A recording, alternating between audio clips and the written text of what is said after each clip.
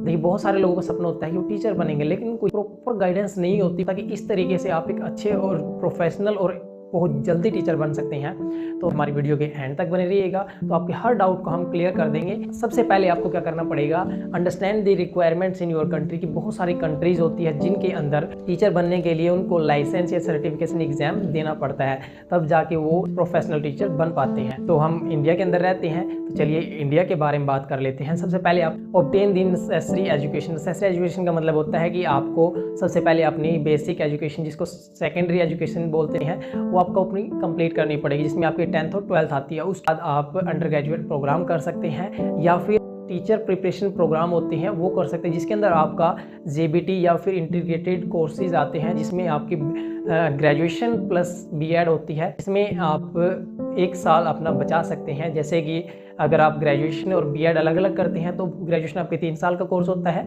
और बीएड आपका 2 साल का कोर्स होता है। लेकिन अगर इसके इंटीग्रेटेड कोर्स करेंगे आप तो उसमें आपका 1 साल बच जाता है, जिसमें आप अपने एक्सपीरियंस को गेन कर सकते हैं। तो ये आपके लिए एक बेनिफिट रहेगा। ऑब्टेन द सर्टिफिकेशन और लाइसेंस मीन्स कि देखिए अलग कंट्रीज में आपका लाइसेंस लेना पड़ता है, लेकिन इंडिया के अंदर जो आपको होता है एक सर्टिफिकेशन होता है बीएड का सर्टिफिकेट। टीचिंग फील्ड में आप अगर जाना चाहते हैं तो उसमें आपकी बीएड कंपलसरी रहेगी। आप प्राइवेट टीचर लगिए या फिर आप गवर्नमेंट टीचर लगिए, दोनों के अंदर आपकी बीएड कंपलसरी है। अगर बीएड नहीं है तो आप टीचर बनना के सपना छोड़ दीजिए। उसके बाद आपको गेन द क्लासरूम एक्सपीरियंस। तो जब आप सर्टिफाइड हो जाते हैं, मीन्स कि आपकी ग्रेजुएशन प्लस बीएड जो आपकी कंप्लीट हो जाती है, तो उस टाइम पे आपके पास बहुत सारे ऑप्शंस आते हैं, लेकिन उनसे पहले आपको अपना एक्सपीरियंस गेन करना पड़ेगा। एक्सपीरियंस कैसे? स्टार्ट विद स्टूडेंट लर्निंग और इंटर्नशिप। मीन्स कि आप या तो किसी प्राइवेट स्कूल में लग के अपने एक्सपीरियंस को बढ़ा सकते हैं। कुछ प्राइवेट स्कूल्स होते हैं जो प्रेफर कर देते हैं आपको कि आपकी बीएड हो रही है, बीएड करते करते भी आप अपने एक्सपीरियंस को गेन कर सकते हैं।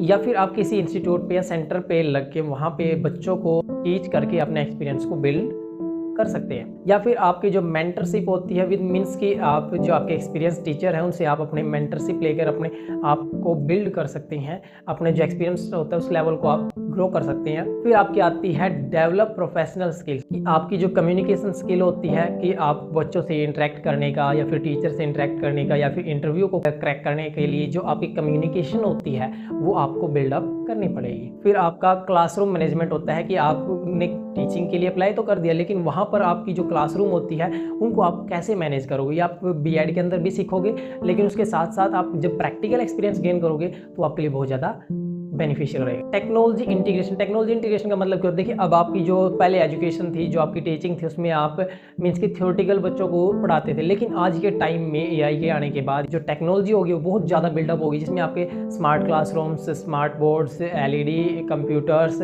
बहुत सारे डिवाइसेज आ चुके हैं जिनका यूज़ आपको करना आना चाहिए।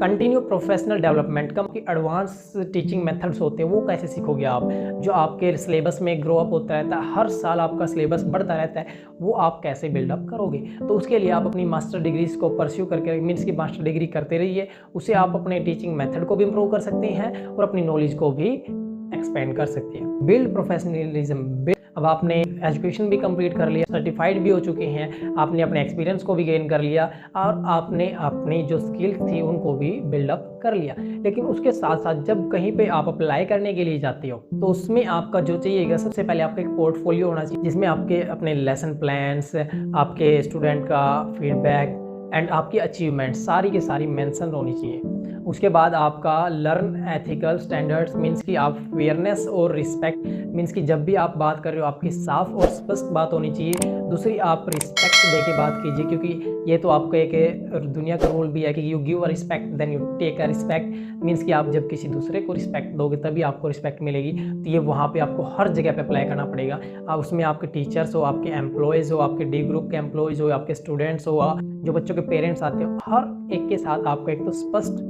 मीन्स कि फेयर और रिस्पेक्टेबल आपका बिहेवियर होना चाहिए। ये सारे के सारे अगर प्रोसेस को आप फॉलो करते हो तो आप एक प्रोफेशनल टीचर बन सकते हो, जिसमें आपके टीचिंग करियर को कोई नहीं रोक सकता। तो wish you all the best.